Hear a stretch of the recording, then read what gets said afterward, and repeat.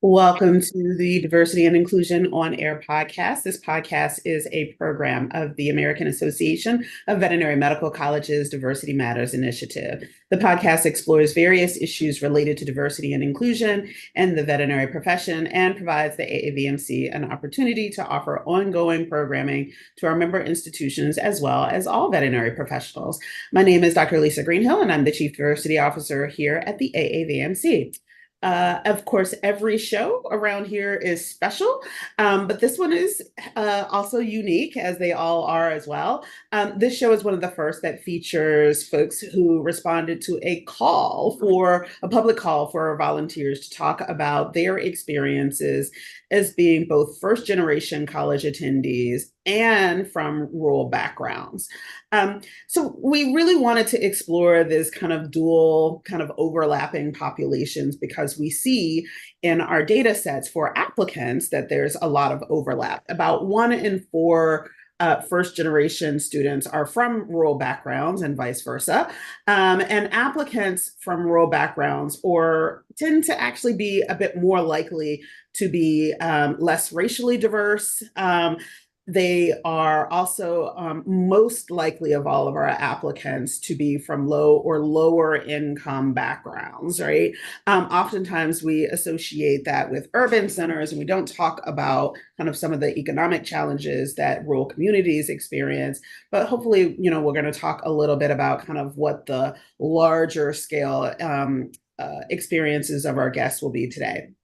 It should be noted, though, as we talk about kind of some of that less racially diverse piece from rural backgrounds, that Indigenous students are the only folks of color that is most likely to come from a rural community. And so, notwithstanding the fact that our guest today may end up identify as folks of color, we had another guest that was supposed to be on with us, and I'll just kind of shout her out in a moment. But we're going to talk a lot about the fact that veterinary medicine talks a lot about the need to do more recruiting in rural communities and kind of this conventional wisdom that suggests that students coming from these backgrounds are going to be most likely to return. And while we do see that interest in some of our data very early on in the application and early on in their matriculation experience, there tends to be some real reality checks that might make it challenging for some individuals to go back to those communities. In fact, we know that many of rural communities in the US in particular are understaffed when it comes to veterinary care. So today's conversation features 2 stories from folks from rural backgrounds who are also forging a path as first generation students and professionals. And we'll talk a bit about how they got to this particular chapter of their lives and what some of those plans are. And so I'd like to welcome Sylmia Shepherd. Did I get it right? Yes. Awesome. And Dr. Noe Galvan. Hey Yes. everyone. Hello. Welcome to you both. Unfortunately, our third guest, Sabrina Dixon, who is also a student at Mississippi State, is unable to join us. Hello out there, Sabrina. We miss you. But as is our custom on the show, we have our guests tell a little bit about them as we kind of start diving into this conversation. So, Samaya, why don't we start with you? Tell us a little bit about you and how you got to where you are today. Okay, so I'd firstly like to say hi, everyone. I hope you're doing well wherever you are. But again, my name is Sylmia Shepherd. I'm a second-year DVM student at Mississippi State, and I actually just finished my last final today, so I'm technically a third-year student as of today. So we're about to be starting clinic soon, and I'm very excited. But in being on this journey of vet school, one of my biggest passions has been showing the world, you can look like me, you can be different. You can stick out like a sore thumb within the normal means of the profession and still make a very huge impact. So that's kind of what brought me here today, is just sharing my story. And I think that's important. When people can relate, then it makes them more likely to, say, hey, this could possibly also be for me. So that's why I'm here today. Great. Well, welcome. Looking forward to chatting. Noah. Hi everyone. My name is Dr. Noe Galvan. I'll tell you a little bit about where I'm at currently. So as of now, I am the head of the emergency and critical care department at VCA, Oso Creek, which is in the South Texas area.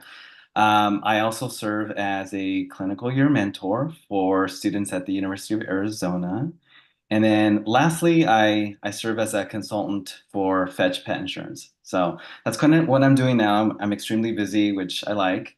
But yeah, it's been a crazy experience. I'm almost about 14 years out of vet school, and I feel like I've really just come full circle at this point, from large animal vet, small animal vet, emergency, back to small animal. So I'm sure you guys will hear a little bit more about my story as we go on. Great. Welcome to both of you. So why don't we start with you, Noah? Tell us a little bit about the place you grew up. So I grew up in a really small town of approximately 300 people, at least the last time I checked, in southern Idaho, known as Marcian, Idaho. And it's I would say about 30 minutes south of the capital, Boise. And it's a really agricultural heavy community. Um, and just like a lot of rural communities, I feel like there's the school, the town, but outside of that, it's just kind of that. Um, but yeah, agriculture and ranching and farming was just part of the everyday life for myself as well as people who live there. Great. Awesome. So Maya, tell us a little bit about where you grew up. So as he was speaking, like I was saying, okay, yeah, so it's pretty similar. I grew up in Cleveland, Mississippi. So it's a small town in the Mississippi Delta. And so we're known for catfish and blues music. And so very small town, very quaint, also known for agriculture, especially lots of catfish aquaculture. So yeah, that's kind of the place that I spent, most of my childhood. Awesome. So 300 people is a very small community. Very Yeah, I don't even think we had a stoplight or anything. Last time I checked, yeah. We had a few stoplights in Cleveland.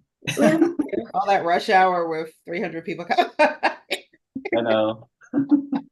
So what was it like? I mean, so Maya, you talked about it being kind of quaint. What was, a typical day? Because it's not like folks are stopping by in the city. Yeah.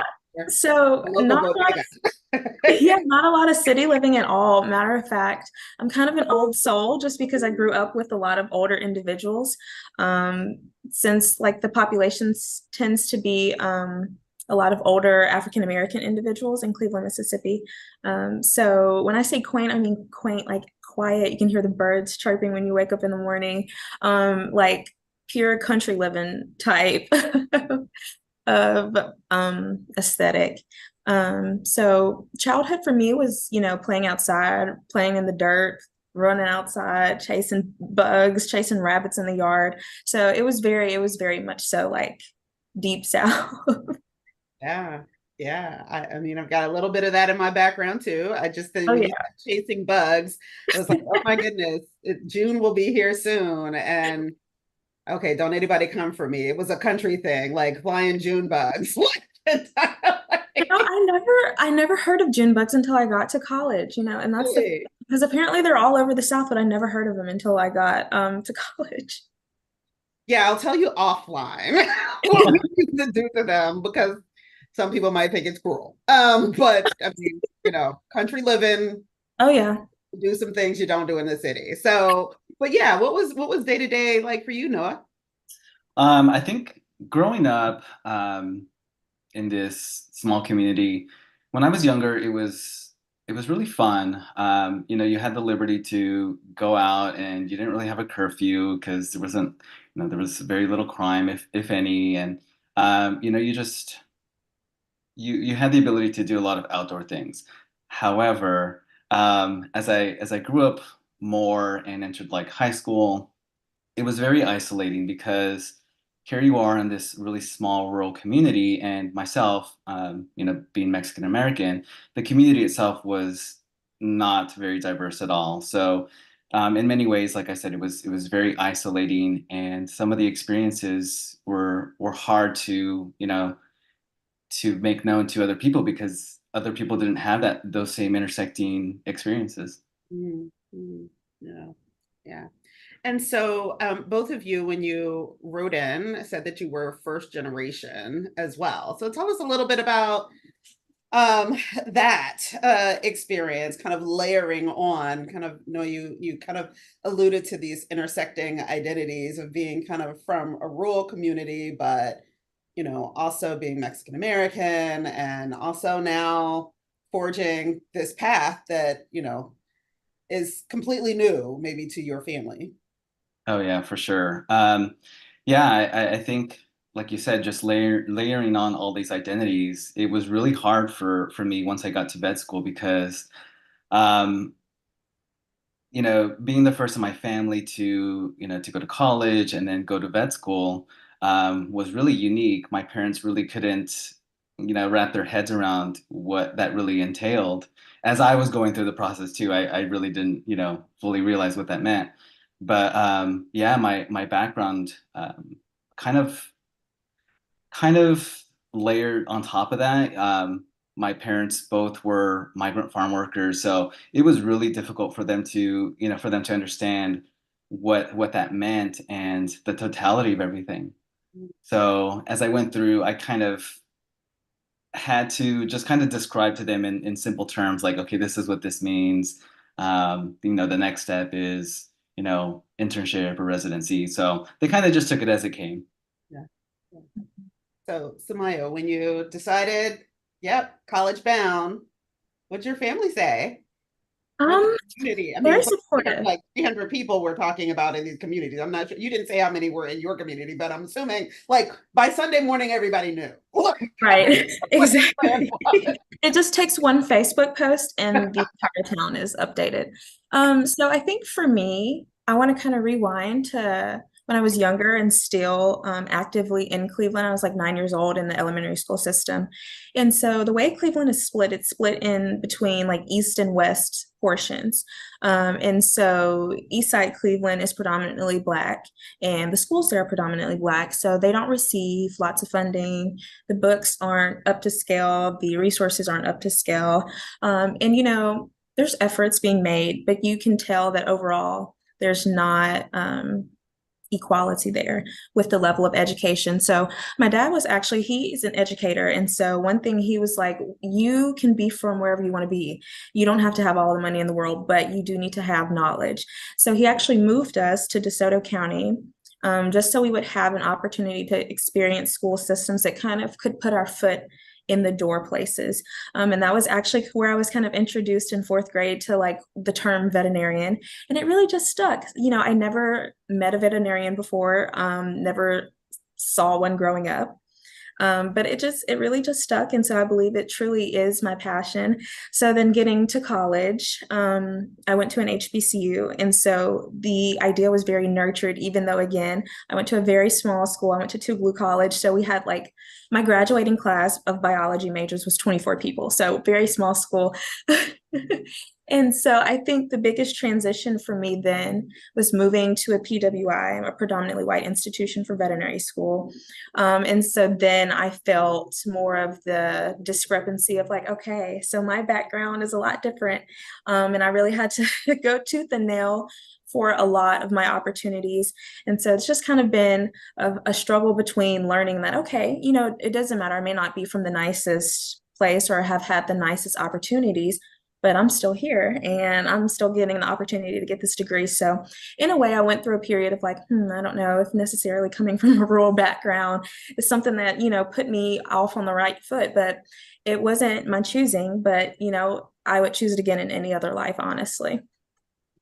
Thank you so much for kind of talking a bit about the school system that you had your first kind of encounters with as a child, because I think it's really important for folks to understand that one, I mean, I think to kind of set just kind of across the board baseline, rural communities experience the highest level of poverty out of any kinds of communities in the US. It's about 15% versus like the inner city, which is typically, again, where folks kind of think about, right? They think of kind of rural communities as this kind of bucolic, you know, here's like, the wildflowers. Right. One buffalo, because they're not completely back yet, that might be tracing around somewhere, maybe not in Mississippi. They have this kind of imagery and they don't necessarily think about some of the challenges.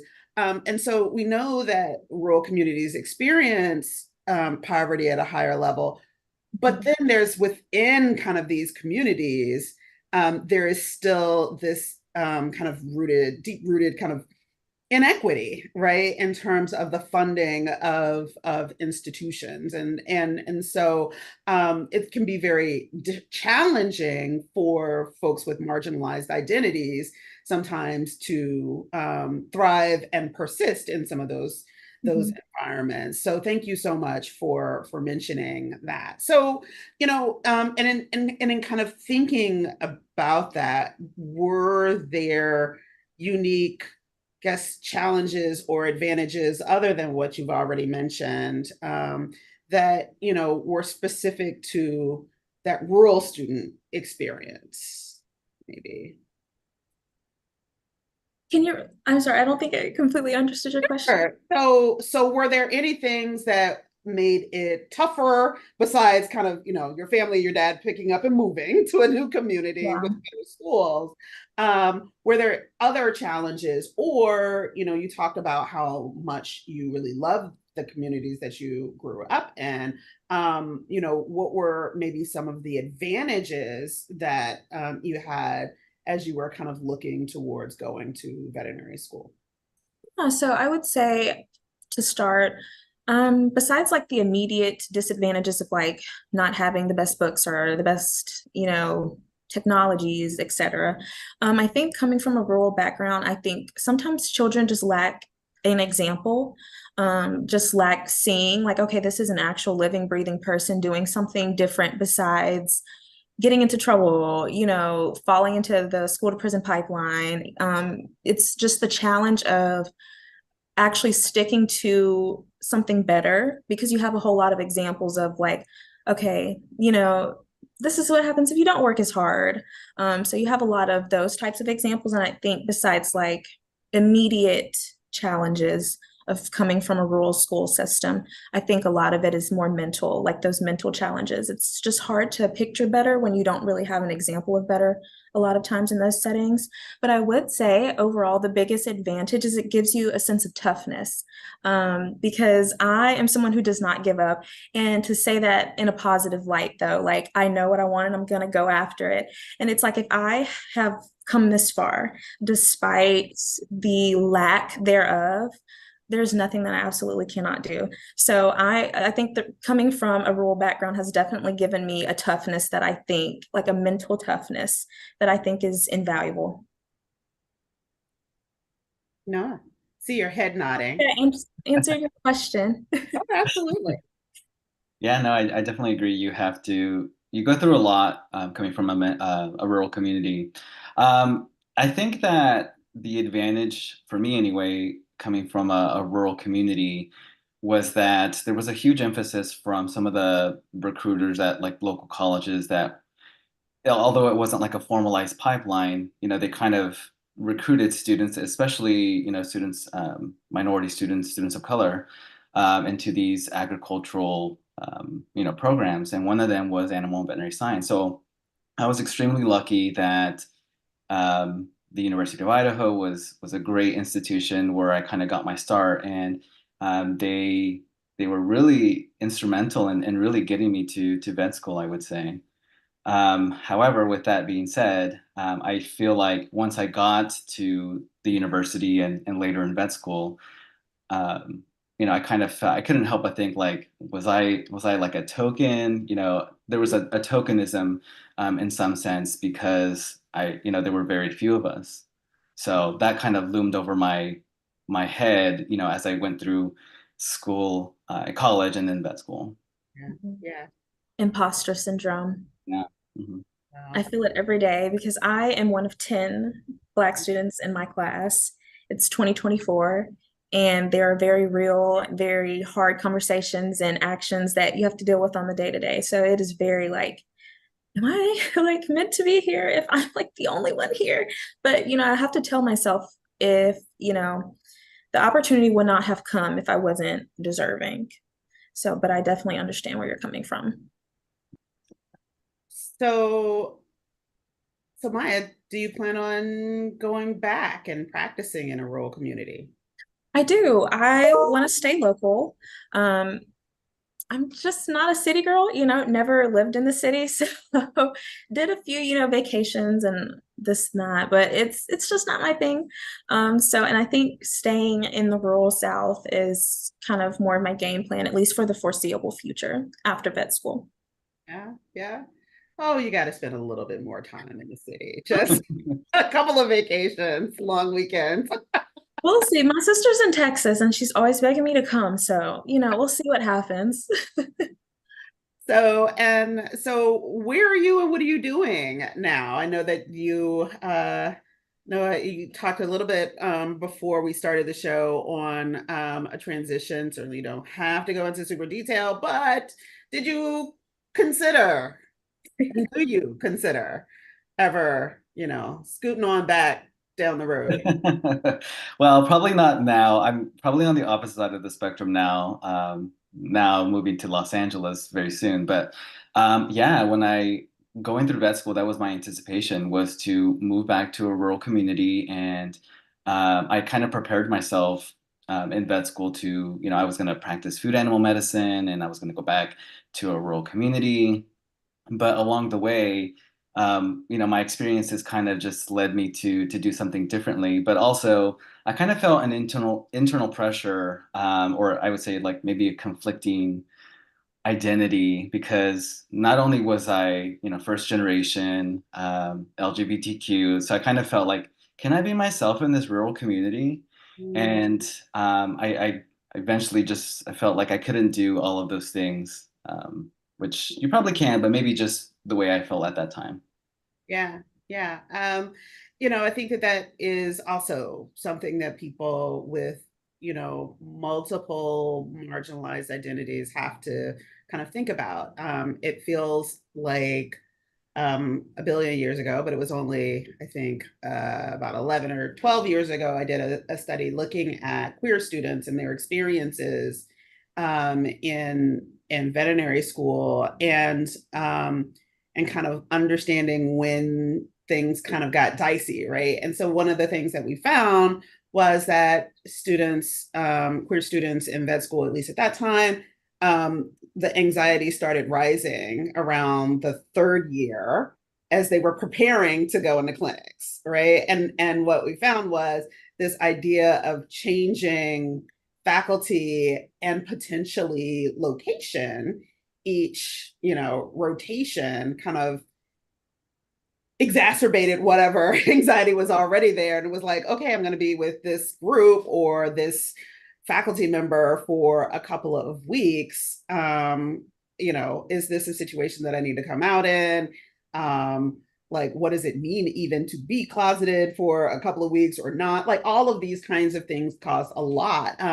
And we also saw that it was more it was a stronger reaction for folks that were doing rotations in small communities. And in fact, when they started looking for jobs that they really wanted in small communities, they didn't necessarily feel like they could, kind of like what you were talking about. Like, there were considerations that perhaps others may or may not feel like they had to consider. Yeah, Mhm. and if I could just piggyback on Sure. what you're saying, as a fourth year student, I went to school in Wisconsin, and one of the requirements was to complete an ambulatory rotation with outside, practitioners, which was very dairy heavy in that state. And again, I really enjoyed food animal medicine. I had anticipated, but I had a couple of negative experiences relating to, identifying as queer, being a minority. And so my interest was kind of shrinking, each time, and my anxiety was increasing as well. Like, can I do this? Should I still continue to do this? Based on all of those experiences. Yeah, yeah, yeah. So, I think that is definitely something that, um, you know, can give some folks pause. And I mentioned at the top of the show that there's kind of this conventional wisdom that we need to recruit. Well, they used to say we need to recruit more rural men. Now we just say we just need more men, but there is still kind of a bit of this where are the rural young men, and I'm like, young men sadly are not persisting to undergrad, which means that we're not seeing them in our pipeline, right? But the the that kind of pipeline or pathway to rural practice seems to be very disrupted, right? And so here we have one example with you, Noah, that kind of was like, hey, that was the original intent, and some things happened along the way, changed my mind, also got interested in some other things, yada yada yada. So Maya, you're still pretty early on in things, and we hope that you persist. We know that you're gonna be fine. I'm However, doing my best. I'm doing my best. you're doing gonna Getting do them there. However, I mean, I'd love to hear, especially with maybe your, chats with your classmates or your colleagues about, what are you hearing about why folks aren't going into rural practice? Yeah, so Mississippi State, our dean just actually had a conversation with us a couple months ago, proposing to like add on to the building and really develop like pulling people towards rural medicine. And so I'm thinking the largest discrepancy that's, not very attractive about going back to rural areas to work is the lack of funding, because with lack of money moving within those communities means also lack of money to provide to you in your services. And coming back from an expensive degree, you would like to not make Pay it off. uncomfortable wages. Yeah. Pay it off. You would like to make a comfortable living to balance out your 300,000 in debt. So, I think that's the most attractive point, the most unattractive point that they're really selling to us anyways, about why people aren't really wanting to go to rural areas to practice that, and then lack of knowledge about like those areas being available to work in. Yeah. So I think between those two areas, that's where the discrepancy is. Got it. Yeah, we keep it real. Future Dr. Sylmia Shepherd has bills to pay. Like I do. Yeah. I do. You got bills to pay. Big bills, big bills. So what are you hearing, Noah?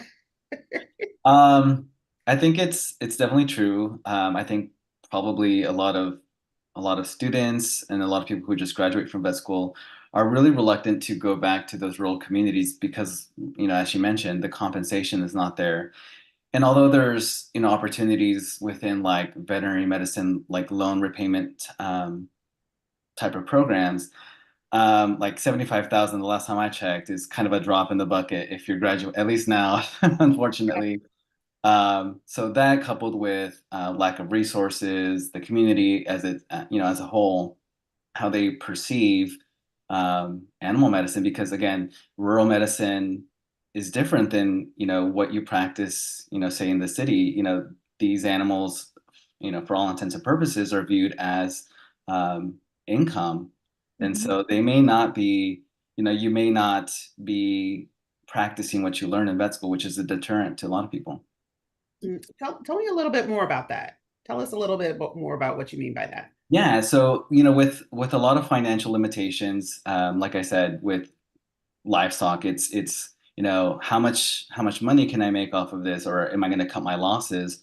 Versus let's do fancy things like CT and all this available medicine that just cost wise is not an option for a lot of people. Sure, sure. Sure. I remember back in the day, I'm not a veterinarian for folks that don't remember. I always remind people, they're like, honorary. And I was like, do not bring your animal to me.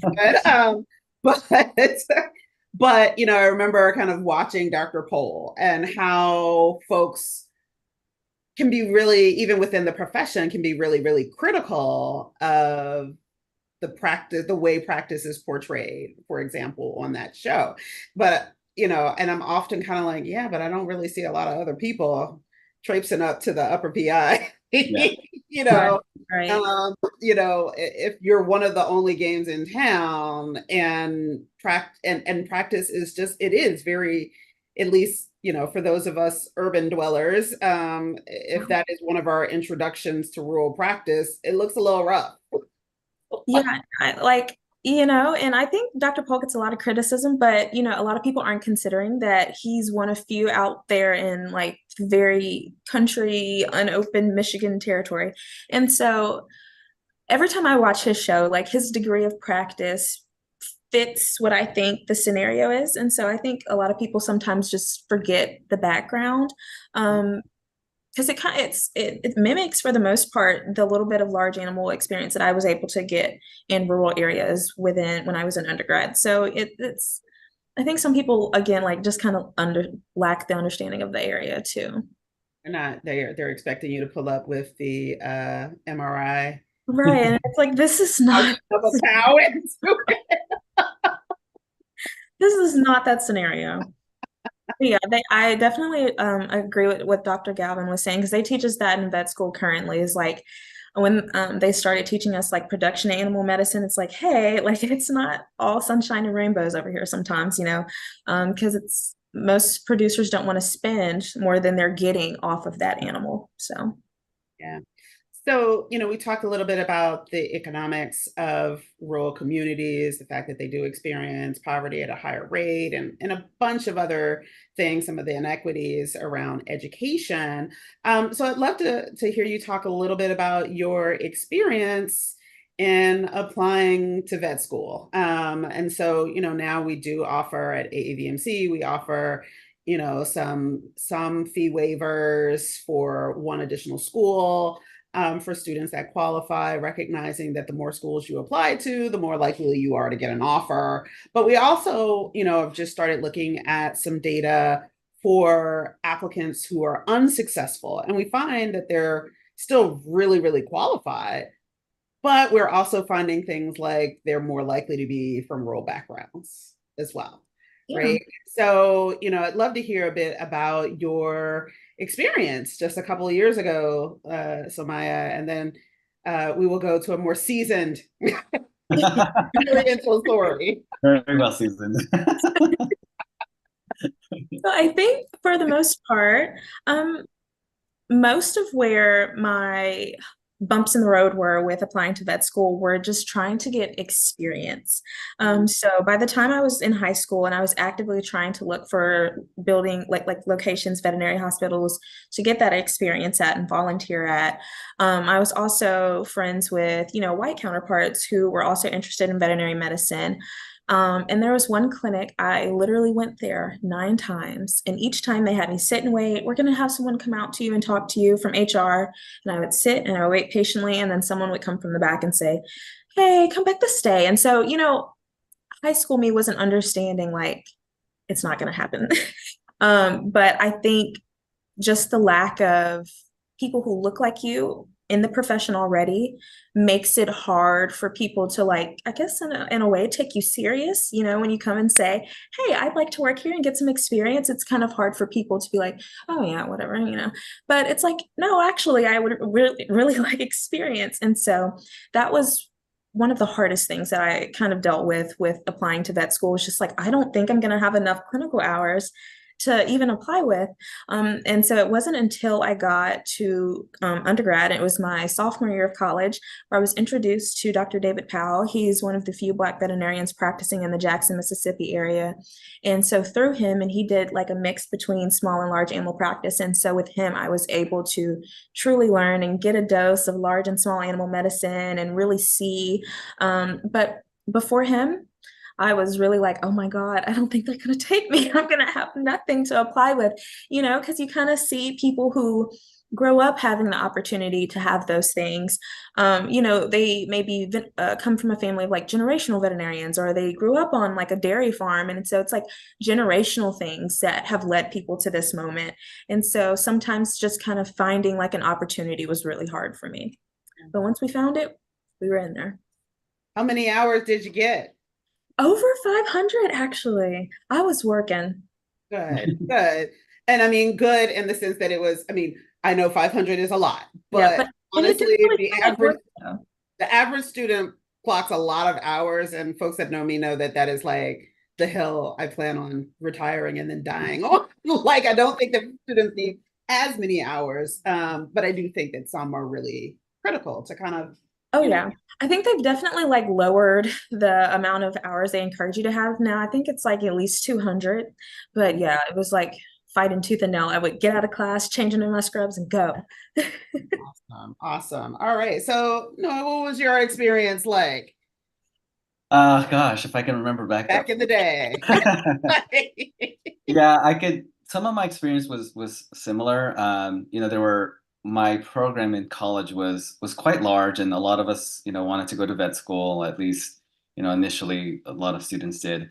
And so we were all kind of fighting for those, opportunities. However, I was pretty lucky that where I went to school, I was on a scholarship, and they provided a lot of experiential learning opportunities, because you were what at that time was like a multicultural scholar. So they recognized like your POC, your opportunity, at least historically, has been less so. So they kind of just fought for us that way. I think my biggest hurdle or struggle was the cost of applying, and having to, back then you had to like fly out and interview in person, and that was, I couldn't do it. Fortunately, I interviewed at, I think, the University of Minnesota, and I had a phone interview just because like the cost was, I couldn't do it. So I think that is probably still one of the biggest hurdles for, people from rural backgrounds, as well as just in general, is just the cost of applying and interviewing. Yeah, yeah. Yeah, not every school interviews, but many do. And certainly during the COVID years, kind of we went to a lot of virtual interviews, right? But we're seeing some of those interviews kind of come back, those in-person interviews come back. And I think that part of what folks don't necessarily understand is that they want you on campus to recruit you. Like, so, like, I mean, for the most part, interviews are really, they are important, but they only change about 5 to 10% of who already is likely to get in, right? Like, these are the folks that is like, oh, you're actually potentially an axe murderer. No, we really don't like, no. But so a lot of times the colleges are really trying to strike a balance between that accessibility, but also like how great is it? Come see all the bells and whistles that we have that in rural practice you will never have. No, I'm kidding. But you won't have a lot of those, right? And I think that that's also kind of circling back to what does rural practice look like? It doesn't look like what you're typically going to be exposed to in vet school, because you have everything, Right. all the bells and whistles, right, in vet school. So, yeah. So, well, what are some of the things that you think are really important for our listeners and viewers to know about folks in rural communities? I saw something on, I think it was Facebook. And it was someone saying that just because a person doesn't have like all the experience in the world, because sometimes people can't get experience, a lot of opportunities can be taught. So I would really consider that when you're working with people from rural backgrounds and you're like, okay, well, you seem, good, but you don't have XYZ that I'm used to everyone else having, when I look in your paperwork. And it's like sometimes those opportunities weren't so accessible, and it wasn't like a lack of trying, it was just a lack of opportunity. So be open-minded with teaching people and giving people an opportunity, even though it may not seem like they don't have all of the necessary experience and XYZ. I think that's, the most important thing. Yeah, great, great. And again, echoing those things about the lack of accessibility of the experiential hours. I think that's also not something that folks necessarily talk about when it comes to students from rural backgrounds, because apparently there's a cow on every corner. Yeah. Let's go hang out with and check the box. There's those experiences, but it's not like that, right? It's not Right. like that. So no.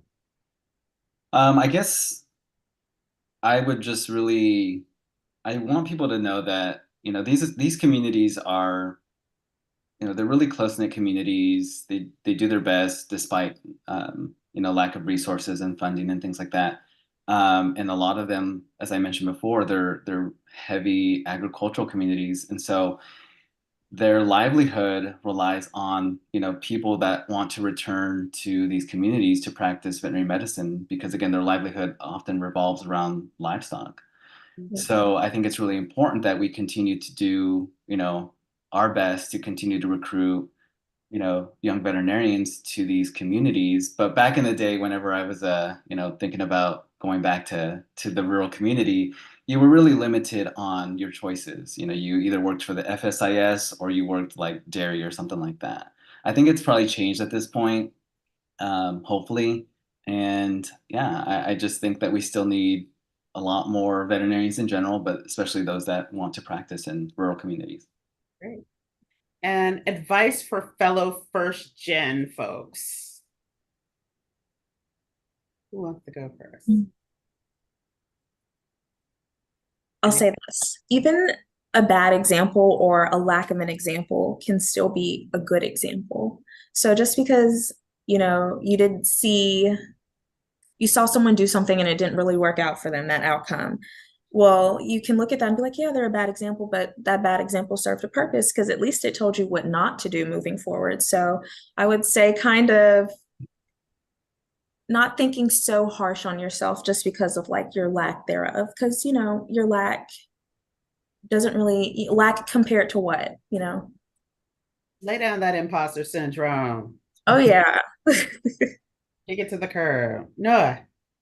I would say for first gen or students that come from first gen backgrounds hoping to, gain access to veterinary medicine, seize every opportunity you can, shadowing, whether that's doing biomedical research in college, do everything that you can to get yourself, to get your foot in the door, because it will pay off.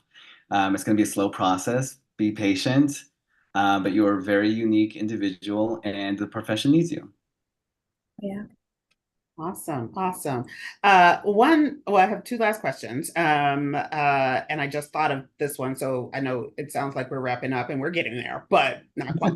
So how about gender in rural communities, right? So Maya, one of the things that your student colleague, Sabrina, mentioned in an email to me was, frankly, some of the just really overt sexism that she's experienced kind of in rural communities and kind of, coping with that, which, we've talked a little bit about these layered identities. Have you had some of those experiences? Hopefully not, but have you? And kind of, can you talk a little bit about that? And also, given that well over 80% of our students do identify as women, what would you say to, your student colleagues about this particular career path?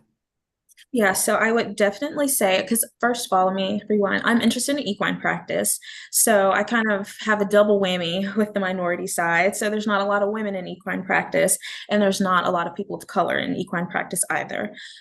So I've had quite a few attacks on either both my race and my sex, or, one or the other, or a combination of the two.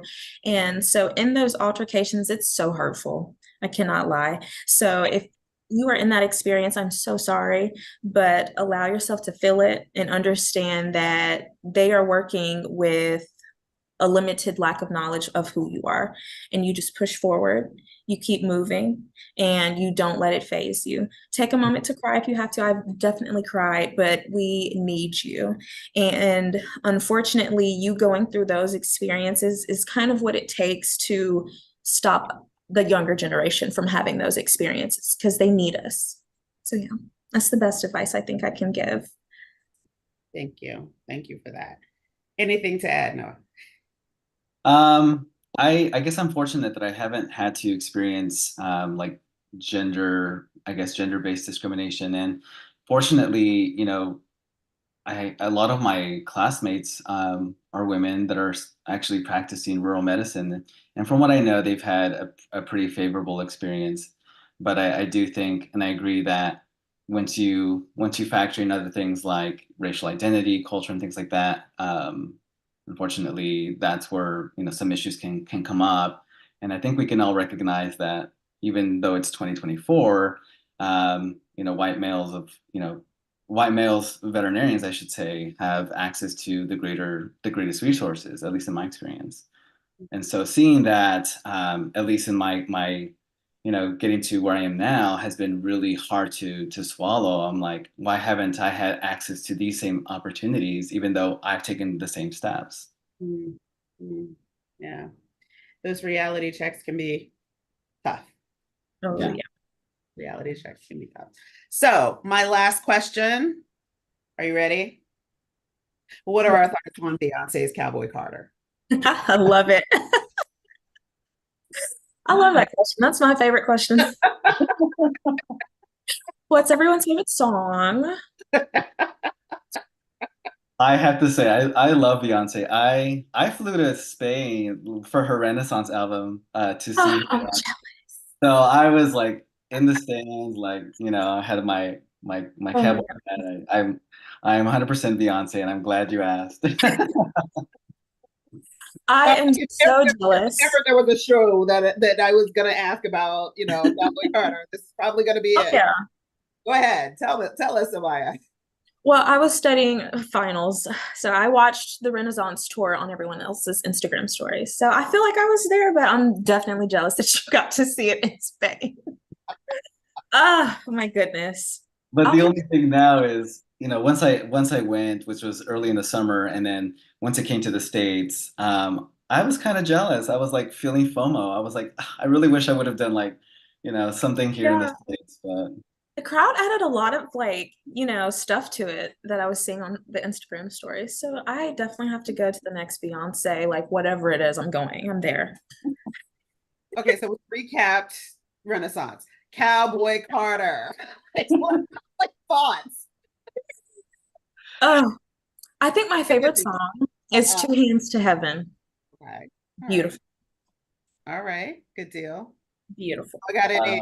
uh, Are you feeling this album? Yes, no, yes, no. um, I am. I guess I'm just not a huge like country type of genre person, but I really feel this what she's doing. So I give it a thumbs up. Yeah, I'm not either, but I appreciate that it's kind of like a gate opener for other like Black country artists that I've been seeing because a lot of people have gotten some exposure with like working on that album with her. So I think I see what she was doing, but I'm not like the biggest country person, but I see it and I'm supporting it because I see the vision. I see the See the vision. vision. That she says that it's not a country album, it's a Beyonce album. Right, right. But to your point, and I think it's one of those things that echoes some of our conversation that there have been, well, one, let me just go ahead and say it. Y'all don't have to say it. So if any, I'll take the heat. That's Yes, okay. country originated over here. It did. And I'm right there with you. It Oh, did. it originated. Yeah. Yes. So there's that. But also, there are this kind of legion of BIPOC country singers, in this particular case, African American singers, but certainly more than that, country singers, folk singers that just don't get the same amount of shine, right? And she talks a bit in the opening and in American Requiem about the reception or lack of that she received when she performed at the CMTs, almost a decade ago, and kind of how that basically birthed this album, right? And I think it's an interesting testament to, oh, you told me I don't belong here. Great. Let me just take over. Yeah. It can even be related to like what I've experienced, like with trying to get into equine practice. It's just like they're not used to seeing you. Yeah. So they're less receptive when you say, I'm going to be a veterinarian in this field, and you look like no one who is already a veterinarian in that field. So I relate, and I've loved it. Yeah. And so, she's talking about this presence and that, no, like, it's not that we left or that you made it up, or no, we were always here. And really kind of talking about that resilience, that persistence, those types of things that I think are already a part of rural/country music narratives, right? We can also talk about how much, like, air quote, regular country talks about killing people. Yes. Drinking and bar crawls, but that's another day. But I think that there's some interesting elements that I think are germane to this conversation in terms of trying to stretch and do something new that folks don't expect you to do, or be in spaces where folks frankly have told you you're not welcome. Yeah. Well, so look at me making Beyonce relevant. More power to Beyonce. He's done it again. But I will say, I think her cover of Blackbird for me is my favorite. I've always loved that song. It's a very deep song, very meaningful. But I too went to go see Renaissance. I was not in Spain. I saw it. Trapped at RFK Stadium, at FedEx Field Stadium in the rain, but it was still amazing. So yes. Anyway, any parting words for our viewers and listeners? I would say like just some funny little last minute advice to like first gen students. Make a serious email, a good email, with a resume and a cover letter, and learn an elevator speech.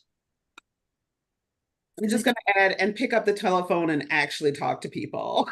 Yes, actually network.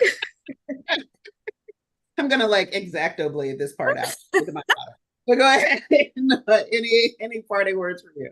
Yeah, I guess I would just say to new vets, aspiring vets, is don't be afraid to pursue your passion, and don't be afraid to pursue leadership opportunities, because we need to reflect the populations, the communities that we serve. So we need you out there.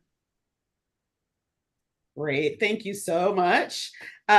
This has been another episode of AAVMC's Diversity and Inclusion on Air. To my guests, Sylmia and Noe, thank you so much for joining me for today's conversation about voices from rural backgrounds and first generation folks. It's been really delightful.